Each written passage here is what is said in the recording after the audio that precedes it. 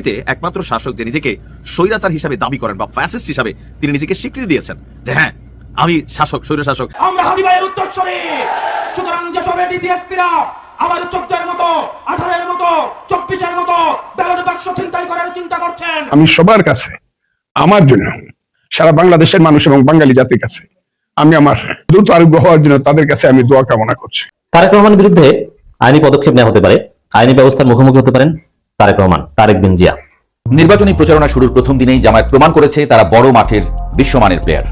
Reuters, Al Jazeera, Washington Post সহ পৃথিবীর সবচেয়ে বড় গণমাধ্যমগুলো বলছে ক্ষমতায় আসতে যাচ্ছে। নির্বাচনী প্রচারণার মধ্যেও বিএনপি চরমনাই থেকে জামাতে যোগদানের হিড়িক, সবাই বুঝতে পারছে জামাত ক্ষমতায় আসবে। আগামী ত্রয়োদশ জাতীয় সংসদ নির্বাচনে বিজয় লাভ করে বাংলাদেশের প্রধানমন্ত্রী হবার মতো যোগ্যতা তারেক রহমানের নেই বলে মতামত ব্যক্ত করেছেন মার্কিন ডিপ্লোম্যাটরা। আওয়ামী লীগকে বাংলাদেশে ঢুকতে দিতে হবে, ইসলামপন্থীদেরকে দমন করতে হবে একই সঙ্গে, এবং ভারতের অনুমতি ছাড়া কোনো অস্ত্র কেনা যাবে না। এই চুক্তির শর্তে নাকি তারেক রহমান দেশে ফিরেছে। বাংলাদেশ জামাত ইসলামের সঙ্গে বন্ধুত্ব গড়তে আগ্রহী যুক্তরাষ্ট্র, এমন খবরে দেশের রাজনৈতিক অঙ্গনে শুরু হয়েছে তীব্র আলোচনা। প্রিয় দর্শক, পাকিস্তানের সাবেক প্রধানমন্ত্রী ইমরান খানকে যখন উৎখাটন করা হয় বা পতন করা হয়, এবং পতনের পরে কিন্তু পাকিস্তানের সাবেক প্রধানমন্ত্রী ইমরান খান তিনি বলেছিলেন আমেরিকার গ্রিন সিগন্যালের মাধ্যমেই আমাকে পতন করার সম্ভব হয়েছে বা পতন করতে পেরেছে। প্রিয় দর্শক, ঠিক একইভাবে কিন্তু বাংলাদেশের সাবেক প্রধানমন্ত্রী শেখ হাসিনার পতনের পরেও কিন্তু সাবেক প্রধানমন্ত্রী শেখ হাসিনা তিনিও কিন্তু এই কথাটি বলেছিলেন যে আমেরিকার গ্রিন সিগন্যালে বা আমেরিকার অর্থায়নে বা আমেরিকার টাকার কারণেই আমাকে পতন করাতে বাধ্য করেছে বা পতন করতে পেরেছে বাংলাদেশের সাধারণ জনগণ। প্রিয় দর্শক, এখন বর্তমান সময়ে এসে সেই আমেরিকা বাংলাদেশের মধ্যে কাকে সরকার প্রধান হিসাবে দেখতে চায় তা আপনার মূল্যবান মতামতটি অবশ্যই কমেন্টে জানিয়ে যাবেন। প্রিয় দর্শক, ইতিমধ্যে কিন্তু আমেরিকার একটি কল রেকর্ড ফাঁস হয়েছে এবং সেই কল রেকর্ডে তারা জামাত ইসলামকে ক্ষমতায় দেখতে চায় এবং জনাব তারেক রহমান বাংলাদেশের প্রধানমন্ত্রী হওয়ার যোগ্যতা রাখে না, এরকমটি কিন্তু সেই কল রেকর্ডের মধ্যে সীমাবদ্ধ রয়েছে। প্রিয় দর্শক, এছাড়াও আল জাজিরার একটি প্রতিবেদনে উঠে এসেছে বিএনপি থেকে জামাতের অগ্রগতি ঊর্ধ্বমুখী, তাই বলা যায় যে জামাতি আগামী দিনের সরকার গঠন করবে বা প্রধানমন্ত্রীর দায়িত্ব পাবে। প্রিয় দর্শক, এখন আপনার মূল্যবান মতামতটি কি?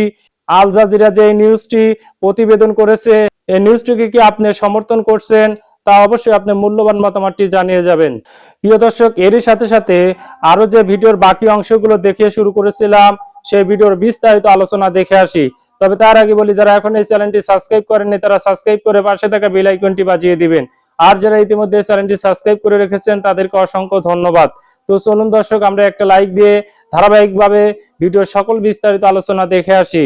তারেক রহমানের বিরুদ্ধে আইনি পদক্ষেপ নেওয়া হতে পারে, আইনি ব্যবস্থার মুখোমুখি হতে পারেন তারেক রহমান, তারেক বিন জিয়া।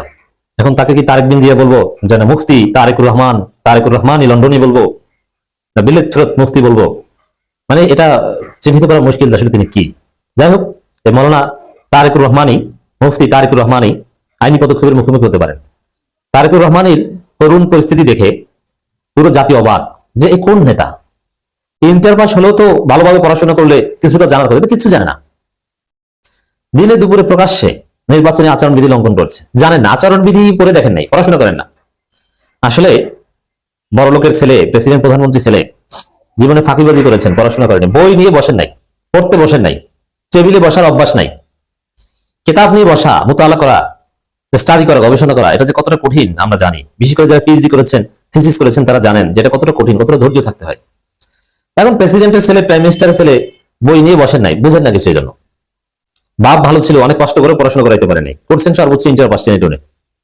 তাই ইন্টার পাস তারেক রহমান নির্বাচনের আচরণবিধি জানে না, আচরণবিধি সম্পর্কে সুস্পষ্ট ধারণা নাই, এবং তাকে জ্ঞান দেওয়ার মতো কেউ নাই। কারণ সবাই তো বলছে স্যার আপনার চাইতে কে বুঝে, আপনি তো জানেন, আপনাকে জ্ঞান দিব এত বড় সাহস আমাদের আছে, এই জন্য যা ইচ্ছা তা করেন। দেখেন, পদে পদে তারেক জিয়া এখন নির্বাচনী আচরণবিধি লঙ্ঘন করছে, এবং এমন এমন আচরণবিধি লঙ্ঘন করছে যেটা সিম্পল কমন সেন্সের ব্যাপার। মানে জানেন না তারেক রহমান যে আসলে কিছু জানেন না, তার প্রমাণ হচ্ছে ভূমিকম্প কোথা থেকে কিভাবে হয়েছে বাংলাদেশে ওইটি জানেন না। আপনি একটু চিন্তা করেন যে বাংলাদেশে নরসিংদী থেকে ভূমিকম্পের উৎপত্তি হয়েছে, সে নরসিংদীর মানুষ বিল্ডিং ছেড়ে খোলা আকাশের নিচে বসবাস করেছে, এইটা যে জানে না সে বাংলাদেশ সম্পর্কে কি জানে? তবে লন্ডনে বসে অনেক কিছু জানতো। এই জন্য আমি বলি যে বনেরা বনে সুন্দর, শিশুরা মাতৃকরে, আর তারেক রহমান অনলাইনে সুন্দর। অনলাইনে লন্ডনে থাকতেন, সারাদিন ফেসবুক চালাতেন, অনেক কিছু জানতেন। এখন ফেসবুক চালাতে পারেন না, তেমন একটা জানেন না, তো খোঁজ খবর রাখেন না কোথায় কি হয়। তো তারেক রহমান যে জানেন না, মাহমুদুর রহমান যেটা বলেছেন সেটা যে সত্য, তার প্রমাণ হচ্ছে তিনি হর হামেশা আচরণবিধি লঙ্ঘন করছেন বাচ্চাদের মতো, জানেন না।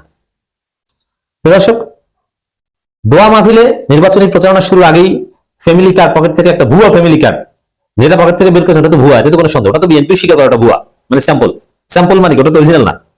তো ভুয়া ফ্যামিলি কার্ড দেখান এবং সেই প্রতিশ্রুতি দেন, এটা দোয়া মাহফিলে করতে পারেন না, তখন প্রচারণা শুরু হয়নি। ওই একবার করেছেন, এটা তারেক রহমান স্যার অন্য কেউ হলে তাকে আইনের আওতায় আনা হতো, এখনো করছেন। দেখেন গভীর রাতে, রাত 2টা 3টে 4টার সময় নাকি নির্বাচনী প্রচারণা চালান, বক্তব্য দেন, মাইক বাজিয়ে বক্তব্য দেন, এবং এটা আবার গর্বের সাথে বলে যে রাত 4টার সময় লোকে লোকারণ্য। আরে আপনার মাথা ঠিক আছে? রাত 4টার সময় আপনি নির্বাচনী প্রচারণা চালাবেন কেন? এই অধিকার আপনাকে কে দিয়েছে? ঘুম নাই? গাঞ্জাকে সজাগ থাকেন না ইয়াবাকে সজাগ থাকেন? রাত 4টার সময় নির্বাচনী প্রচারণা কেন? আপনি নির্বাচনী প্রচারণা চালাচ্ছেন, আপনার আশেপাশে ইয়াবাখোর গাঞ্জাখোর থাকতে পারে যাদের ঘুম হয় না, কিন্তু সাধারণ মানুষকে আপনি ডিস্টার্ব করছেন কেন? এই বিষয়ে আইন আছে তো, আপনি তো রাত 8টার পরে মাইক বাজাতে পারবেন না, আপনি কেন বাজাচ্ছেন? আপনি গভীর রাতে কেন করছেন? তো এখন তারেক রহমানের বিরুদ্ধে ব্যবস্থা নেওয়ার মুরত এই নির্বাচন কমিশনের আছে কিনা সন্দেহ আছে, কিন্তু এনসিপি কিন্তু নজরে বসেছে। এনসিপি বলছে তারেক রহমান নির্বাচনী আচরণবিধি লঙ্ঘন করেছেন, আসিফ মাহমুদ সজীব ভুইয়া। তারেক রহমান নির্বাচনী আচরণবিধি লঙ্ঘন করেছেন, অবশ্যই ব্যবস্থা নিতে হবে। যদি আইনের যথাযথ প্রয়োগ হয়, তারেক রহমানের বিরুদ্ধে আইনি পদক্ষেপ নেওয়া হবে, আমরা বিশ্বাস করি, আমরা দেখতে চাই। বিএনপি চেয়ারম্যান তারেক রহমান নির্বাচনী আচরণবিধি লঙ্ঘন করেছেন, মাইক ব্যবহারের সময়সীমা রাত 8টা পর্যন্ত থাকলেও সেখানে মাইক ব্যবহার করে মধ্যরাতে তিনি প্রচারণা চালিয়েছেন বলে অভিযোগ করেন এনসিপির মুখপাত্র আসিফ মাহমুদ সজীব ভুইয়া। এবং কয়টা মাইক ব্যবহার করা যাবে, কতটুকু দূরত্বে, এগুলোরও সীমারেখা আছে, এইসব নিয়ম কানুন মানছে না। এবং তারেক রহমান জানেনই না আচরণবিধি কি, কিভাবে মানতে হয়, পড়াশোনা করেন নাই। চমৎকার দুটি খবর আপনাদের জন্য নিয়ে এসেছি, হয়তো আপনাদের চোখে পড়েছে, তারপরেও আমি শুধু মনে করিয়ে দিচ্ছি। আগামী ত্রয়োদশ জাতীয় সংসদ নির্বাচনে বিজয় লাভ করে বাংলাদেশের প্রধানমন্ত্রী হবার মতো যোগ্যতা তারেক রহমানের নেই বলে মতামত ব্যক্ত করেছেন মার্কিন ডিপ্লোম্যাটরা। অপরদিকে জামায়াতের বিপুল সম্ভাবনা দেখে আগামী নির্বাচনে জামাত ইসলাম সংখ্যাগরিষ্ঠতা পাবে এবং অনেক বেশি আসন পেয়ে তারা সরকার গঠন করবে। ফলে মার্কিন যুক্তরাষ্ট্র জামাতের সাথে কাজ করতে, সম্পর্ক বৃদ্ধি করতে চায়। এরকম দুটি নিউজ পৃথকভাবে এসেছে। এর ভিতরে প্রথম নিউজ সেটি ওইভাবে এখনো ভাইরাল হয় নাই, দ্বিতীয়টি ভাইরাল হয়েছে। প্রথমটি এটি গোপন সূত্রে পাওয়া গেছে, বিএনপি পন্থী কিছু সাংবাদিকদের নির্বুদ্ধিতার কারণে বলবো আমি, যেহেতু এটি প্রকাশ হবার কারণে জামাতপন্থী যারা রাজনীতি করে দেশে তাদের লাভ হয়েছে, অর্থাৎ 10 দলীয় জোট সমর্থকদের ব্যাপকভাবে লাভ হয়েছে।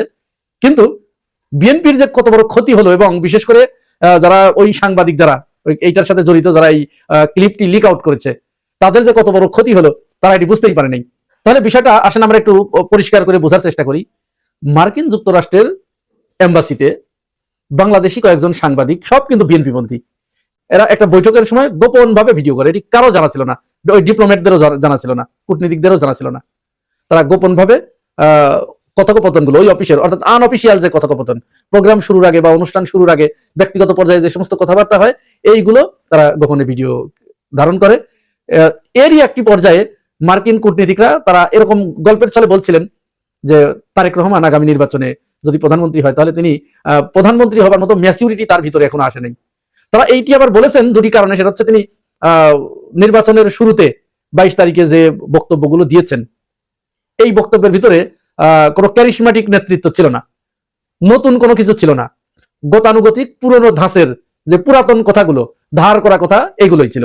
বরং উল্টো তিনি তার প্রথম দিনেই রাজনৈতিক প্রতিপক্ষকে ব্যক্তিগত আক্রমণ করে বসলেন, এবং সেটা স্রেফ কল্পনার বশবর্তী হয়ে, এর কোনো ঐতিহাসিক ডকুমেন্টস নাই, কোনো দলিল নাই, স্রেফ কল্পনার বশবর্তী হয়ে। এবং বিশেষত বিএনপির ভিতরে যে সমস্ত বামপন্থী অ্যাক্টিভিস্টরা আছে তাদের কথা মতো তিনি এটি ডেলিভারি দিয়েছেন। জাস্ট আরো একটি খুব একেবারে সিলি কথা তিনি বলেছেন, ওটা একেবারে জ্ঞানের কোনো পর্যায়েই পড়ে না, খুবই যাচ্ছে তাই একটা কথা বলেছেন।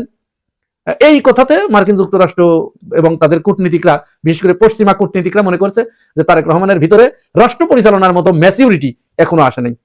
তিনি নরসিংদীতে একটি নির্বাচনী জনসভায় বক্তৃতা করতে গিয়ে বলছেন, এখানে ভূমিকম্প হয়েছে না, এই ভূমিকম্প কেন হয়েছে এই যে জামাত এরা শিরকি করার কারণে, কুফুরি করার কারণে, যদিও তার এই বক্তব্যের পরে ব্যাপক সমালোচনার সৃষ্টি হয়েছে এবং শেখ হাসিনার মতো তিনি একটি কথা বলেন, শেখ হাসিনাও কিন্তু একটি কথা বলেছে যে এই যে আমাকে ফাঁসির আদেশ দেওয়া হলো, তারপরেই কিন্তু ভূমিকম্প হয়েছে এবং কয়েকবার হয়েছে, এটি আল্লাহর পক্ষ থেকে।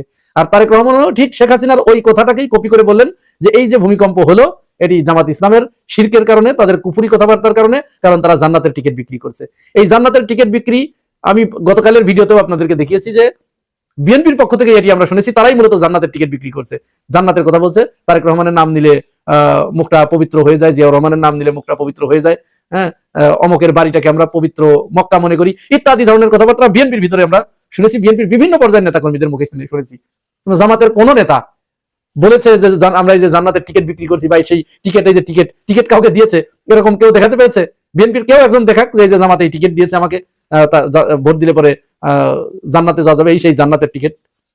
সুতরাং এই ফাও পেশাল পেরে বিশেষ করে বিরানি আলমদের মতো লোকদের কথায় এই তারেক রহমান এই কথা বলে তিনি একেবারে খুবই ছোট কাজ করেছেন। এবং মানে তিনি লেখাপড়া কম জানেন, এতদিন জানতাম যে লেখাপড়া কম জানলেও তার ম্যাচিউরিটি আসলে কথাবার্তা, আমাদের কাজী নজরুল ইসলাম তো লেখাপড়া কম জানতেন, আল মাহমুদ লেখাপড়া কম জানতেন, তাতে কি হয়েছে? তাদের নিয়ে এখন গবেষণা হচ্ছে, পিএইচডি হচ্ছে।